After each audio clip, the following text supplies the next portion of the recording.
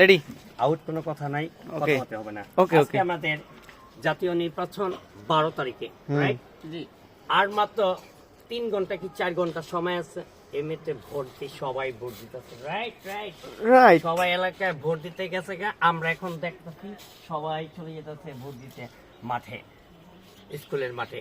আমাদের S A আকরাম সাহেব যে সুন্দরভাবে আমাদের এখানে একটা প্রতিষ্ঠান করেছেন, সেখানে ইলেকশন সুন্দরভাবে হচ্ছে, রাইট।